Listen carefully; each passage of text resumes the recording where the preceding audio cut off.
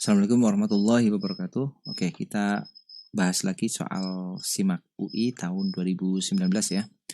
Oke, kita lihat nih soalnya yang akan kita bahas adalah soal tentang gerak harmonik ya. Jadi kita baca soalnya.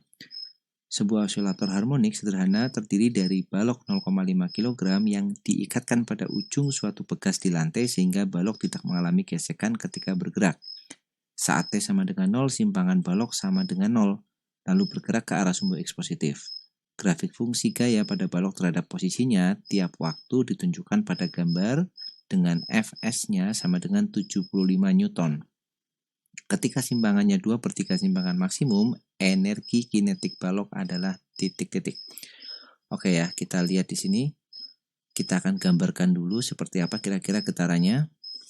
Ya oke, jadi kita bisa gambarkan seperti ini ya. Jadi ini garis putus-putus warna merah ini adalah titik seimbangnya ya. Di sini kita ambil acuan T sama dengan 0 di mana baloknya belum disimpangkan. Nah, teman-teman lihat di sini pada saat baloknya disimpangkan sebesar 0,3 meter, jadi di sini X-nya ya, X positif berarti ke kanan. Ini X-nya sama dengan 0,3 meter. Ternyata gayanya adalah minus Fs. Kenapa negatif? Nah, ini yang disebut dengan gaya pemulih ya. Gaya pemulih ini tidak lain di sini adalah gaya pegas yang arahnya kemana? Arahnya berlawanan ke sana. Kenapa negatif? Karena berlawanan dengan simpangan ya. Nilai F-nya di sini adalah 75 Newton. Nilai simpangannya 0,3 meter. Nah, dari sini kan kita bisa tahu nilai dari konstanta pegasnya karena belum diketahui di soal. Nah, kalau teman-teman lihat juga di sini, kalau dia menyimpang ke arah kiri, misalkan sampai di sini, ya kan? Nah, nanti gayanya juga akan berlawanan karena simpangannya ke kiri, di sini X-nya 0,3 meter, gayanya akan ke kanan sebesar 75. Jadi ini hanya menyatakan tentang arah dari gaya pemulih ya. Jadi di sini kita bisa dapatkan nilai dari konstanta pegasnya dengan menggunakan hukum Hooke ya. Teman-teman ingat hukum Hooke persamaannya F itu sama dengan K dikali delta X. Nah, karena di sini licin ya, tidak ada gesekan, dia tidak mengalami gesekan di sini, maka licin, gayanya hanya ada gaya F ini. Berarti F-nya itu 75, sama dengan K-nya itu kita akan cari nilai K-nya. Oke, sebentar.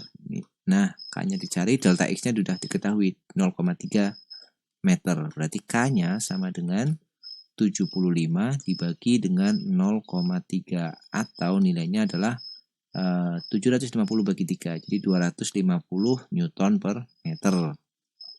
Nah, sekarang di sini kan nilai X di sini tidak lain adalah nilai dari simpangan terjauhnya atau amplitudonya. Kenapa? Lihat nih, gayanya sudah mentok sampai sini. Gaya terbesarnya kan akan ada di amplitudonya. Berarti X di sini tidak lain adalah simpangan maksimumnya ya. Jadi X-nya kita tahunya dari grafik di sini. X sama dengan simpangan maksimum atau amplitudo. Nah, ini kita dapat kesimpulan ini dari grafik yang ditampilkan di soal. Nah, yang diminta ketika simpangannya 2/3 simpangan maksimum, EK-nya berapa? Nah, simpangannya itu X-nya, atau kita pakai, jangan pakai X ya, pakai Y ya aja ya. Y-nya sama dengan 2/3 Y max. Nah, Y-nya sama dengan 2/3 Y max. Itu berapakah energi kinetiknya? Persamaan Y itu apa untuk gerak harmonik? Y itu kan persamaan umumnya adalah A dikali sin omega T. Sama dengan 2/3 Y max-nya itu adalah A. Ya, di sini X itu ya. Kita pakai ini cuma menyatakan notasi aja. Yang penting kita tahu bahwa Y itu simpangan, Y max itu amplitudo. A-nya boleh kita coret. Jadi kita punya sin omega T-nya sama dengan 2/3. Nah, dapat nih di sini ya. Kemudian nilai dari EK-nya itu adalah berapa? Kita cari persamaan EK. Apa itu EK? EK itu nilainya sama dengan setengah dikalikan M dikalikan omega kuadrat dikalikan A kuadrat dikalikan cos ya. Dikalikan cos kuadrat omega T. Nah, dapatnya dari mana? Ingat, kalau persamaan gerak harmonik itu kan Y-nya itu sama dengan A sin omega T. Kemudian nilai V-nya itu sama dengan A omega cos omega T. Ya kan? Nah, nilai EK itu tidak lain adalah, saya tulis di sini ya, EK itu kan setengah M V kuadrat. Nah, V-nya kita gantikan ini. Setengah M, V-nya kita kuadratkan ini semua. Nah, jangan lupa lagi bahwa nilai dari M omega kuadrat itu tidak lain adalah nilai K nih. Ini tuh nilai K di sini. K-nya udah kita dapatkan dari perhitungan di atas tadi 250. Maka kita dengan mudah bisa menghitung nilai EK-nya. Berapa nilai EK-nya? EK sama dengan setengah dikalikan K itu 250 dikalikan amplitudonya itu tadi berapa? 0,3 ya, 3/10 berarti 0,09 karena dikuadratkan dikali cos kuadrat omega T. Nah, kita belum tahu nilai cos omega T, tapi kita tahu nilai sin omega T. Pasti bisa kita temukan nilai cosnya. Caranya gimana? Ya buat aja segitiganya ya. Kita buat segitiga ini, di matematika kan sering. Sini ini omega T sudutnya. Sin itu kan depan dibagi miring. Jadi sinnya 2/3. Berarti yang samping di sini kan akar dari 3 kuadrat itu 9 dikurang 2 kuadrat itu 4. Maka akar 5. Nah, cos itu kan sama dengan samping dibagi miring kan.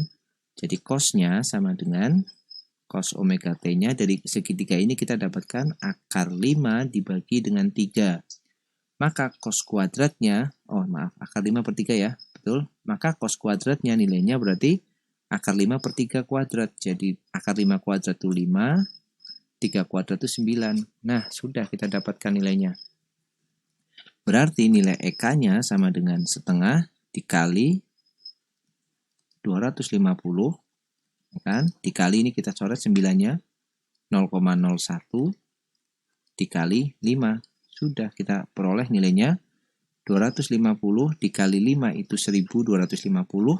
1250 dikali 0,01 berarti 1250.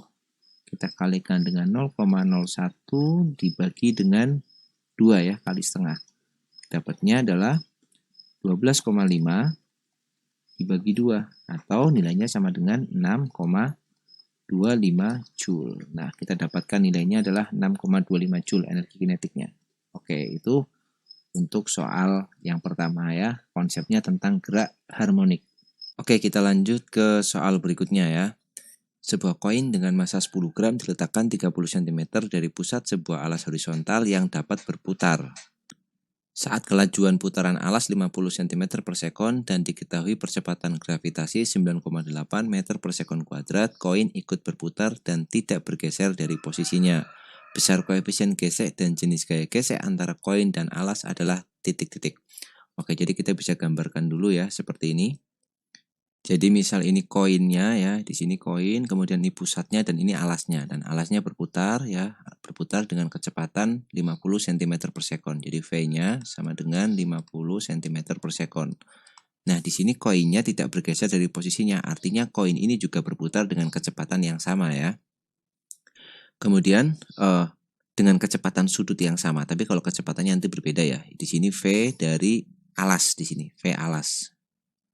Nah, berikutnya kita akan mencari koefisien gesek dan jenis gaya gesek antara koin dan alas. Oke, kita bisa tentukan dulu jenis gaya geseknya karena ini koinnya tidak bergeser, artinya dia diam di posisinya.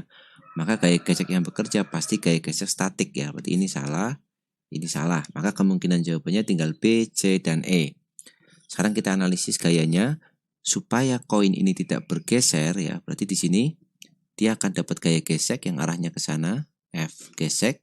Jadi statis ya. Kemudian karena dia bergerak melingkar, dia akan dapat gaya yang arahnya ke pusat lingkaran, yang tidak lain adalah gaya sentripetal. Nah, supaya koinnya tidak bergeser, berarti gaya sentripetal ini harus sama dengan gaya gesek nilainya. Harus sigma F-nya harus 0 atau FSP-nya sama dengan F gesek. F sentripetal itu adalah M V kuadrat per R.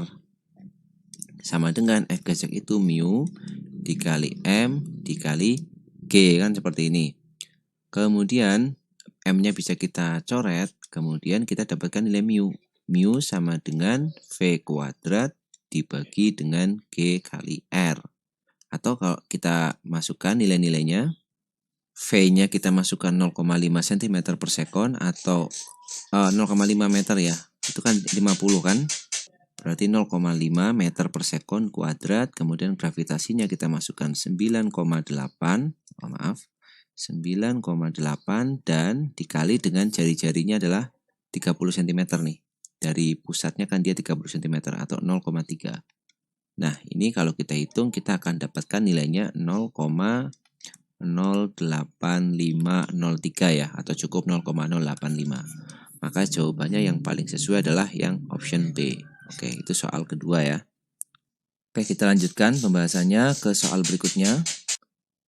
Kita baca dulu soalnya. Lensa mata manusia merupakan lensa cembung yang memiliki indeks bias 1,44 dan jejari kelengkungan 7 mm. Anggap jejari kelengkungan kedua lensa adalah sama. Jika sebuah benda setinggi 10 cm diletakkan 50 cm di depan lensa, terbentuk bayangan yang sifatnya titik-titik. Oke, ini pembahasannya tentang pembiasan pada lensa tipis ya. Jadi teman-teman ingat kalau saya gambarkan bentuk lensanya seperti ini ya. Jadi lensa mata itu adalah permukaannya cembung-cembung atau biconvex, maka dia akan punya fokus. Perhatikan persamaannya, seperfokus sama dengan N lensa dibagi dengan N medium dikurang 1 dikalikan dengan 1/R1 ditambah 1/R2. Ini adalah persamaan mencari fokus pada lensa tipis ya. Dan ini dianggap jari-jari kelengkungan kedua lensa sama. Jadi yang sisi yang kiri sama kanan itu sama karena dia biconvex dan R-nya sama ya, simetri berarti. Nah, kita cari dulu nilai fokusnya ini. Fokus dari lensa mata kita itu berapa? Cari ya, 1/F sama dengan N lensanya 1,44 dibagi dengan N mediumnya, kan kita melihat kan di udara ya, maka mediumnya di sini adalah medium udara yaitu 1 dikurang 1 dikali 1/R-nya, kita pakai satuan milimeter dulu, jadi 1/7 ditambah 1/7 karena sama. Nah, R-nya di sini semuanya positif karena dia cembung. Lensa cembung itu lensa positif ya. Jadi ini 1/F sama dengan 1,44 dikurang 1 berarti 0,44 ya, dikalikan dengan 1/7 tambah 1/7, 2/7. Atau F-nya kita balik, F itu sama dengan balik ya, jadi 7 dibagi 0,44 kali 2, 0,88 ya, 0,88. Maka kita dapat nilai fokusnya adalah 7,95 ya, 7,95 mm. Nah, ini adalah nilai dari fokus lensa matanya. Kemudian, oke, ini hasilnya saya ikutkan ke soal aja ya. Ini kemungkinan kayaknya terlalu kecil nih, tapi nggak apa-apa, kita ikut angka-angka yang ada di soal aja. Kemudian kita lihat di sini, kalau kita ubah satuannya ke dalam centimeter, ini kan fokusnya sama dengan 0, diubah ke centimeter, berarti naik 1 ya, 0,795 kan, 0,795 cm. Nah, fokusnya kita pakai ini. Bendanya diletakkan 50 cm di depan lensa. Nah, kalau kita perhatikan di lensanya, ini lensa cembung, ini fokus, kemudian ini jari-jari kelengkungan R ya, ini fokus. Fokusnya 0,795, padahal jaraknya 50 cm kan di sini kan, berarti di daerah sini, atau kita sebut dia di ruang 3. Jadi bendanya ada di ruang 3. Maka ingat aturan Esbach ya, kalau sifat ruang benda sama ruang bayangan itu kalau dijumlah selalu 5. Kalau bendanya di ruang 3, itu pasti bayangannya di sini ada di ruang 2 nanti. Karena jumlahnya selalu 5. Bayangan di ruang 2 itu kan masih di belakang lensa, maka dia sifatnya nyata. Nah, kalau nyata karena dia cuma satu lensa pasti terbalik. Nah, jadi kita nggak usah menghitung di sini. Dari ruangan ini kita bisa tahu bahwa sifatnya nyata dan terbalik. Kita lihat yang maya pasti salah, yang nyata dan terbalik. Nah, maka jawabannya pasti yang B. Dari 3 ke 2 kan diperkecil ya. Kita nggak usah menghitung. Kalau mau menghitung secara eksak, maka digunakan persamaan yang 1/F sama dengan 1/SO ditambah 1/SI kan. Kita cari SI-nya lalu cari M-nya. Itu perbesarannya itu SI/SO. Ya, kita kalau mau menghitung gunakan persamaan ini. Tapi di soal ini kita nggak perlu menghitung ya, karena sangat jelas cuma satu lensa dan dia di ruang 3, maka bayangannya di ruang 2. Ruang 2 sifatnya nyata, terbalik ya, dari perpindahan ruangnya 3 ke 2 kan diperkecil. Maka jawabannya pasti B. Oke. Nah, itu dia ya pembahasan soal SIMAK UI pada video kali ini. Nanti kita lanjutkan lagi di video selanjutnya. Terima kasih yang sudah menyaksikan video ini. Semoga videonya ada manfaatnya. Assalamualaikum warahmatullahi wabarakatuh.